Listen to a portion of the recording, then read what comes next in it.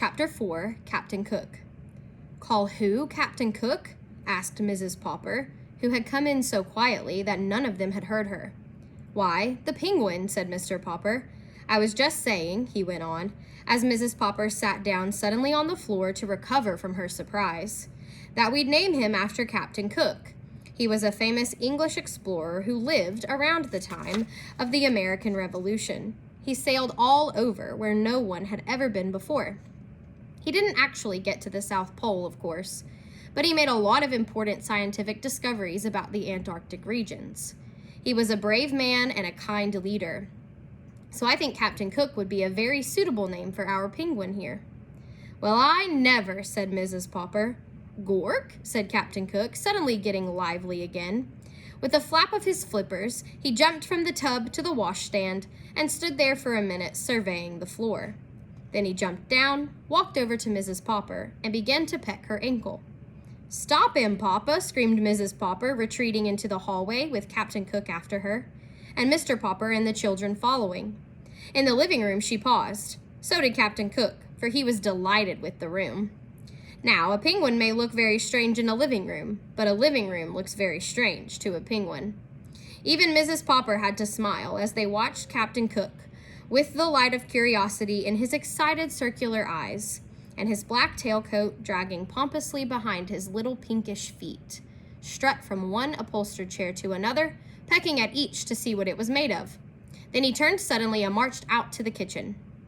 "Maybe he's hungry," said Janey. Captain Cook immediately marched up to the refrigerator. "Gork?" he inquired, turning to slant his head wisely at Mrs. Popper and looking at her pleadingly with his right eye. "He certainly is cute," she said. "I guess I'll have to forgive him for biting my ankle. He probably only did it out of curiosity. Anyway, he's a nice, clean-looking bird."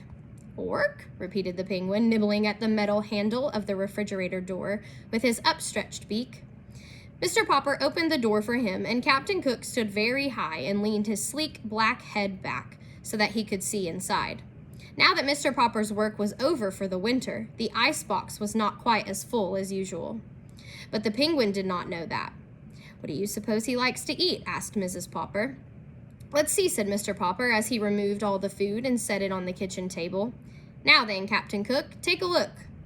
The penguin jumped up onto a chair and from there onto the edge of the table, flapping his flippers again to recover his balance.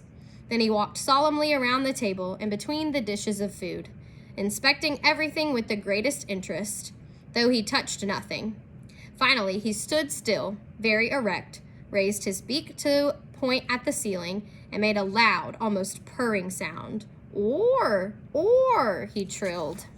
"That's a penguin's way of saying how pleased it is," said Mr. Popper, who had read about it in his Antarctic books. Apparently, however, what Captain Cook wanted to show was that he was pleased with their kindness rather than with their food.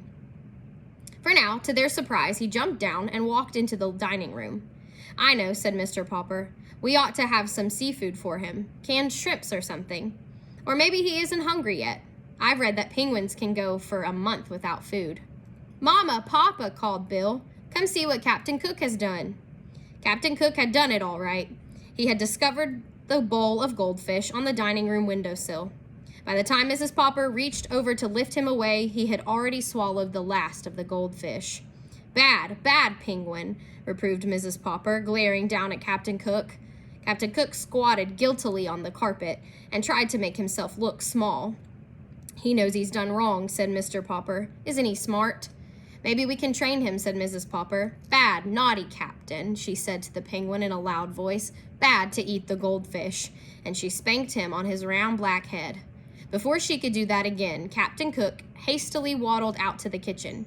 There, the Poppers found him trying to hide in the still-opened refrigerator. He was squatting under the ice cube coils, under which he could barely squeeze, sitting down. His round, white, circled eyes looked out at them mysteriously from the dimness of the inside of the box. "I think that's about the right temperature for him at that," said Mr. Popper. "We could let him sleep there at night." "But where will I put the food?" asked Mrs. Popper. "Oh, I guess we can get another icebox for the food," said Mr. Popper. "Look," said Janey, "he's gone to sleep." Mr. Popper turned the cold control switch to its coldest so that Captain Cook could sleep more comfortably. Then he left the door ajar so that the penguin would have plenty of fresh air to breathe.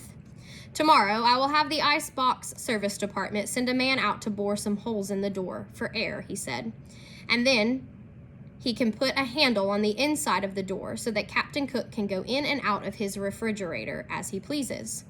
Well, dear me, I never thought we would have a penguin for a pet, said Mrs. Popper. Still, he behaves pretty well, on the whole, and he is so nice and clean that perhaps he will be a good example to you and the children. And now, I declare, we must get busy. We haven't done anything but watch that bird. Papa, will you just help me to set the beans on the table, please?